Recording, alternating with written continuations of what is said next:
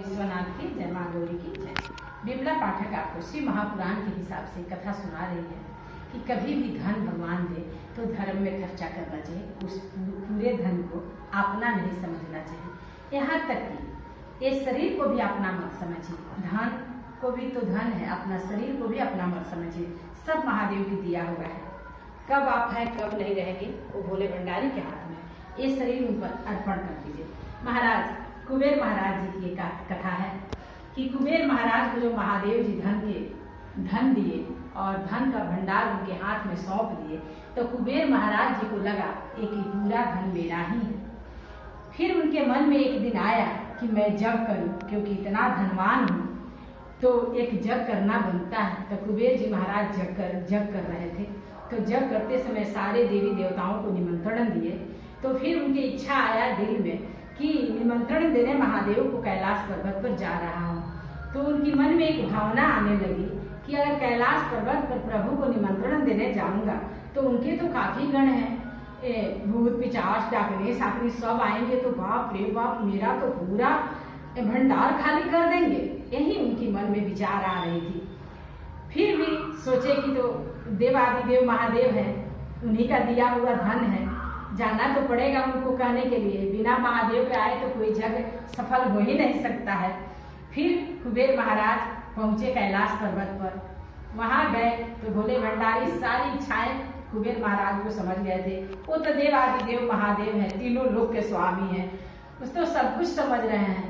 तो सब समझ गए थे कि कुबेर जी महाराज क्या सोच रहे हैं।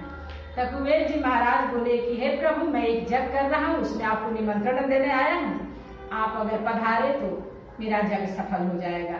भोले भंडारी उनकी इच्छाएं को समझ गए थे। भोले भंडारी ऐसे हैं कि जब तक आपकी इच्छा न होगी तब तक वो आप में नहीं सट सकते हैं, आपके दरवाजा पर नहीं जा सकते हैं। इतने सीधा सच्चे मेरे महादेव हैं। तो कुबेर की सारी बातें महादेव जी पढ़ ली थी। तो भोले भंडारी हंसते हुए बोले कि ठीक है, आप जग कीजिए, मेरा गणेश चला जाएगा। वहां से कुबेर जी महाराज एकदम खुश होकर आए कि अरे बाप रे, मेरा तो पूरा संपत्ति बच जाएगा। भोलेनाथ का तो कोई गण नहीं आ रहा है, ना महादेव आ रहे हैं, सीधे गणेश आ रहा है, कोई खर्चा ही नहीं होगा। महाराज भोले भंडारी से कौन बचा हुआ है, जो तीनों लोक के स्वामी हैं। गणेश जी महाराज पधारे जग में, सारी देवी देवताएं बैठे हुए थे। हर पूजा पाठ में पहले गणेश जी महाराज का किया जाता है ना, तो गणेश जी महाराज का भोजन दिया गया। सारे देवी देवताएं बैठे हुए हैं। अब महाराज गणेश जी महाराज भोजन करने लगे। करते करते पूरे भंडार खाली कर दिए। सारे देवी देवता देख रहे हैं, भोजन के पात्र में कुछ नहीं बचा। उसके बाद गणेश जी महाराज कुबेर का जितना खजाना था, धन दौलत हीरा जवाहर, सारे गणेश जी महाराज भोजन कर गए। उसके बाद गणेश जी महाराज कुबेर से पूछे कि अब क्या है, उसे लाइए।